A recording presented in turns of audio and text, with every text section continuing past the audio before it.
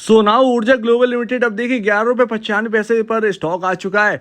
Almost 40% की तेजी के बाद अब आज जो है वो 8% का डेंट है, थोड़ा सा सुधार है, 6% की गिरावट के साथ इस स्टॉक में कामकाज हो रहा है। तो अभी यहाँ पर देखिए जो न्यूज़ है उसको यहाँ पर जो ना वो बबल जो बना जा रहा था इस स्टॉक के अंदर वो फूट चुका है। वो न्यूज़ क्या है जरा देखिएगा। तो जब इस स्टॉक के अंदर ना तेजी यहाँ पर स्टार्ट हुई थी तो एक नोटिफिकेशन आया था, इन्होंने पार्टनरशिप करी थी टेस्ला के साथ। यहाँ पर एक बिग कंफ्यूजन हो गया पूरे मार्केट के अंदर और सब लोग सर्च करने लगे कि क्या ऊर्जा ग्लोबल का यहाँ पर ना टेस्ला के साथ यहाँ पर टाई अप हो चुका है, क्या पार्टनरशिप हो चुकी है बैटरी को लेकर।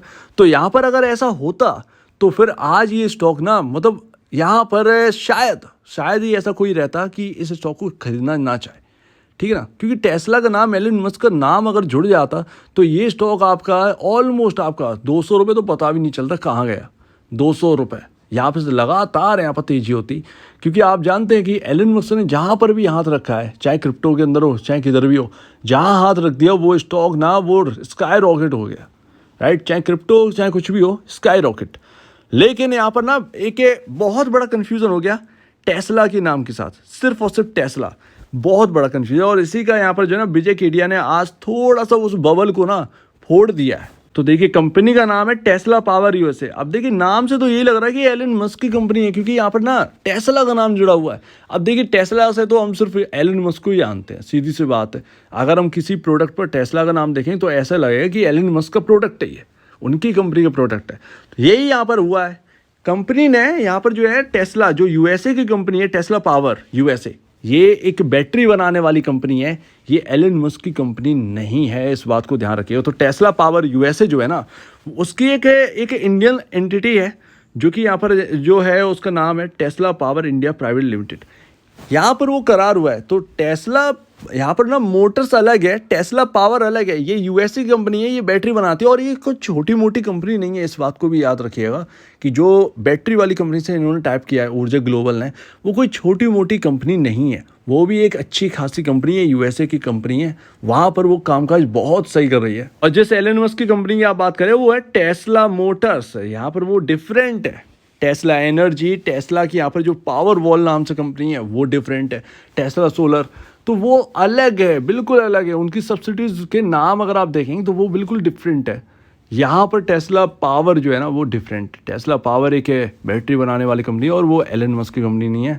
टेस्ला ग्रुप अलग है भैया, ये आपको देखना चाहिए। तो कभी भी किसी भी कंपनी के साथ अगर ऐसा नाम जुड़े, क्योंकि आपने शायद मेरे ख्याल से आपने बात भी करी थी कि जो न्यूज़ आई है वो आपका ठीक है या नहीं है, वो मैंने आपसे तुरंत ही डाउट हो गया था कि भैया टेस्ला यहाँ पर कैसे आ गई। ऊर्जा ग्लोबली सिर्फ है यहाँ पर, क्योंकि एक से बढ़कर एक कंपनियाँ डली हैं इंडिया के अंदर, तो वो ऊर्जा ग्लोबल के साथ ही क्यों हाथ मिलाना चाहते हैं, एक वो थोड़ा सा कहीं ना कहीं डाउटफुल जैसा लगा।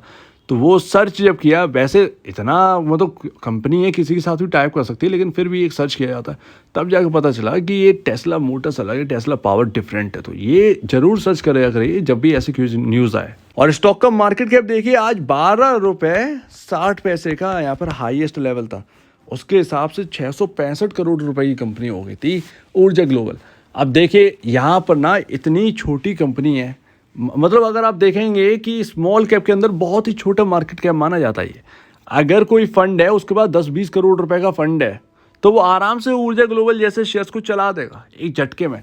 अगर कोई न्यूज़ वायरल हो गई ना तो फिर वो एक झटके में वो फ़ायदा उठा ले जाते हैं। और 10-12 करोड़ बहुत होते हैं। अगर यहाँ पर ना उतने से ट्रेडिंग भी अगर होगी ना तो 10-12% तो इसके अंदर पता भी नहीं चलेगा कहाँ गए, समझ रहे ना।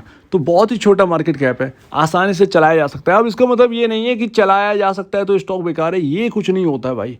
छोटे से ही बड़ी बनती है कंपनी, वो फंड्स सभी जगह होते हैं। वो कोई ऐसी कंपनी नहीं है, मतलब कोई भी ऐसी कंपनी नहीं है जहाँ पर फंड्स का काम ना हो। फंड्स लिक्विडिटी लाते हैं, लेकिन फिर भी हर फंड्स का एक अलग मायने होता है।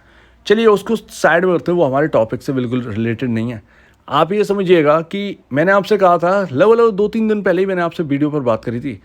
ऊर्जा ग्लोबल की साइट पर देखेंगे तो प्रॉमिस बहुत सारे करे गए थे कि ईवी के अंदर है, बहुत सारी कंपनी इनकी सब्सिडरी भी है, कोई स्कूटी बना रहा है, कोई कुछ कर रहा है। लेकिन अभी जो इस वक्त का करंट का जो यहाँ पर बात करें ना तो फाइनेंशियल बिल्कुल यहाँ पर डाउन है। बिल्कुल अगर आप देखेंगे सालाना बिल्कुल जा रहे हैं डाउन। तो उसमें यहाँ पर प्रॉफिटेबिलिटी डाउन हो गई पहले के मुकाबले। तो स्टॉक आप कह रहे हैं बढ़ने का, कैसे बढ़ सकता है, कैसे? यहाँ पर एक सबसे बड़ी बात है कि उसका एक रीज़न तो होना चाहिए कि स्टॉक बढ़ जाए, और पी रेशियो 438 पर पहुंच गया आज की तेजी के बाद। आप ये समझिएगा 438 का पी रेशियो है, और आप कह रहे मल्टी फोल्ड रिटर्न देगा, कैसे दे सकता है? उसके चाहिए बहुत बड़ी प्रॉफिट, उसके लिए चाहिए बहुत बड़ी प्रॉफिटेबिलिटी जो कि एडजस्ट कर दे इस पी रेशियो को और ईपीएस बढ़ जाए, ठीक है ना। तो वो सारी चीज़ें नहीं है इस स्टॉक के अंदर, इसीलिए ये स्टॉक डाउन भी आया था, और जो प्रॉमिस करे गए थे वो सब बह गए।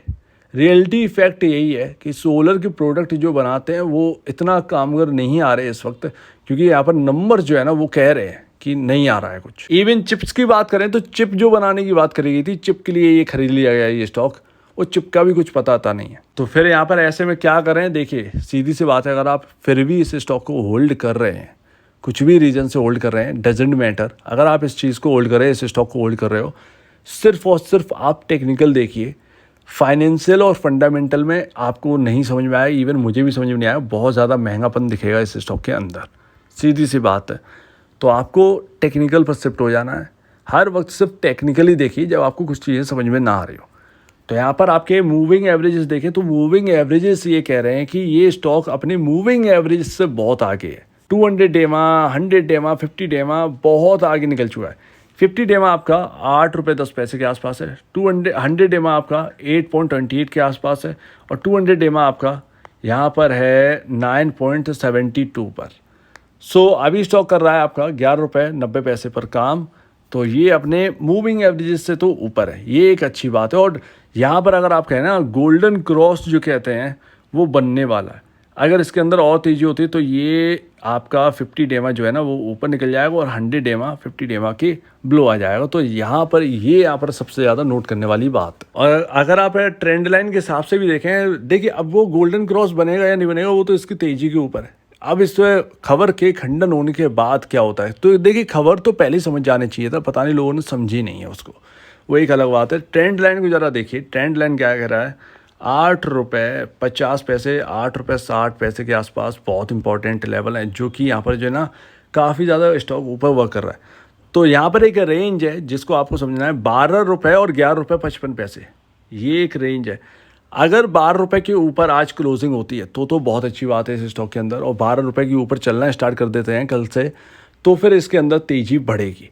लेकिन अगर 12 रुपये 11 रुपये 55 पैसे के नीचे क्लोजिंग होती है, इन लेवल्स को नहीं होल्ड कर पा रहे स्टॉक, तो फिर यहाँ पर दिक्कत की बात है। फिर ये कितना डाउन जा सकता है ये पता नहीं, 10 रुपये 9 रुपये तक भी यहाँ पर जो है ना डाउन आ सकता है, पॉसिबल है। तो इस पर बहुत खासा नज़र रखें, ये रेंज पर खासा ये नज़र रखिए कि 12 रुपये और 11 रुपये 55 पैसे, ये जो रेंज है ना ये बहुत इंपॉर्टेंट है। ये आप देखिए इस लेवल से यहाँ पर ये रेंज है, 12 रुपये से फिसलना स्टार्ट किया था, 11 रुपये 55 पैसे के आसपास यहाँ पर जो है ना एक थोड़ा सा रेड कैंडल बनना स्टार्ट हुई थी। तो ये आप ध्यान रखिएगा कि 12 रुपये और 11 रुपये 55 पैसे ये एक इंपॉर्टेंट रेंज है, इंपॉर्टेंट लेवल से, इसके नीचे क्लोजिंग होना बिल्कुल ठीक नहीं है। यहाँ कहीं ना कहीं सेलिंग की तरफ यहाँ पर जो है ना इशारा करती है अगर इस लेवल के नीचे होता है। अगर यहाँ पर 12 रुपये के ऊपर क्लोजिंग तो फिर बहुत सही बात है। नेक्स्ट डे अगर 12 रुपये के ऊपर चलना स्टार्ट किया तो यहाँ पर तेज़ी बढ़ेगी। ये जो भी तेज़ी थी वो न्यूज़ बेस्ड थी, और न्यूज़ बेस्ड अब यहाँ पर तेज़ी खत्म हुई है, तो देखते हैं कि क्या होता है इस स्टॉक के अंदर। फिलहाल तो यहाँ पर जो है ना थोड़ा सा संभलने की कोशिश है स्टॉक के अंदर, तो नज़र रखिए इसके ऊपर। तो अगर आपको इस वीडियो को प्रॉब्लम है, कुछ पूछना कुछ कहना है तो प्लीज़ कमेंट सेक्शन में कहिएगा। और अब वीडियो देखने के लिए बहुत धन्यवाद दोस्तों।